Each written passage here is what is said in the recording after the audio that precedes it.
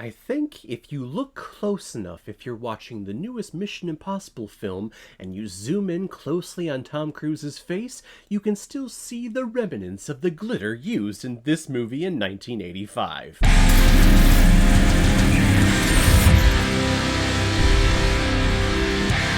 Legend, released in 1985 and is directed by Ridley Scott, who's also behind such films like Alien, Blade Runner, Thelma and Louise, Gladiator, Kingdom of Heaven, and The Martian. And this film is starring Tom Cruise, Mia Sara, Cork Hubbard, Billy Barty, Alice Playton, David Bennett, and Tim Curry as the strange devil-looking creature. And the reason why we're talking about Legend today is because it was a PayPal recommendation and donation from a big contributor and supporter of this channel, Jeff Fry. Thank you very much for your donation and your support, throwing it my way through PayPal.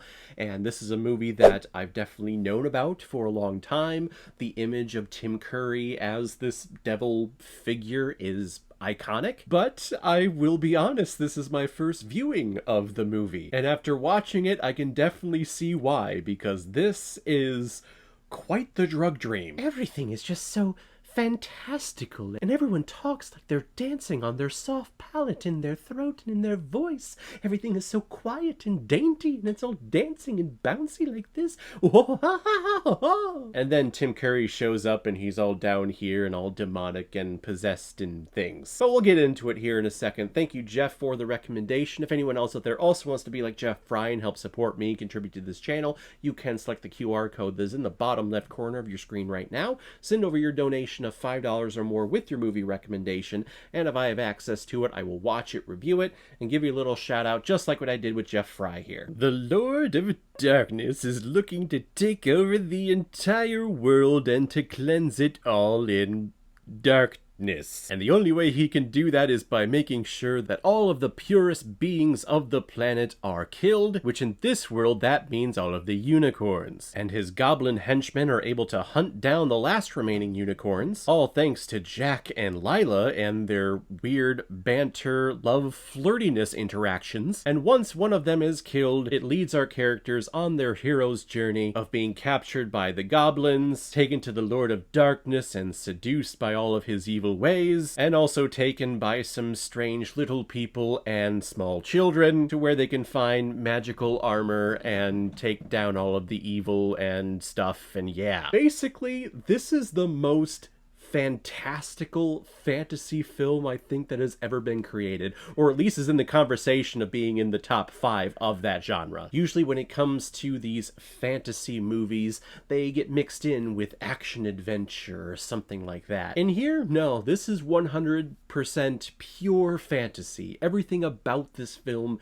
is fantastical. The creatures, the characters in here, the set dressing that we get in here, this all seems like a fairy tale, like it should be out of Shakespeare's Midsummer's Night Dream. We have unicorns, we have fairies, we have goblins, we have strange forest children that are all glittery on the outside and walk around hunched over like this, and they have crushes on princesses of kingdoms that we never see, by the way. When we first meet up with Lila, who, by the way, is absolutely gorgeous in this film, the peasant people who she's hanging out with are talking about how she should be off selecting a prince to be her husband and to rule the kingdom, not hanging around with us peasant people baking bread and stuff. But I'm just wondering, what kingdom are you a part of that you are a princess?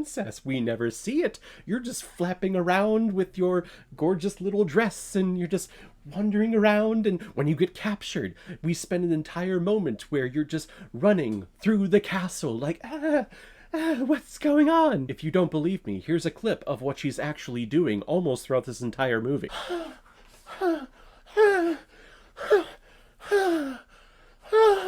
Every single scene. I feel like I have wig hair all over me, so that might show up in other reviews too, who knows. So this movie is very, very, very strange. It's a weird hero's journey's path that we're taking with these characters. At no point do I feel like they are the smartest people in the room. It kind of just feels like they're lucking into everything. Tom Cruise is doing his best Peter Pan impersonation, and like I said before, he's always talking up here.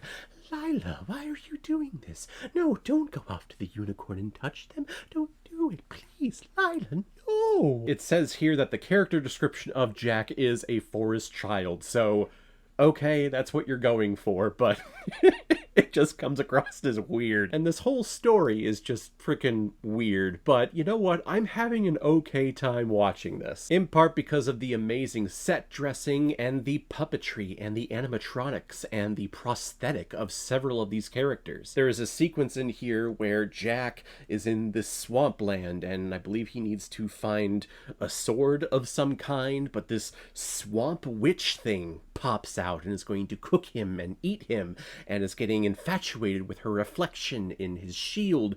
And I'm just looking at the puppetry of the hands and the face and all of the makeup and the prosthetics.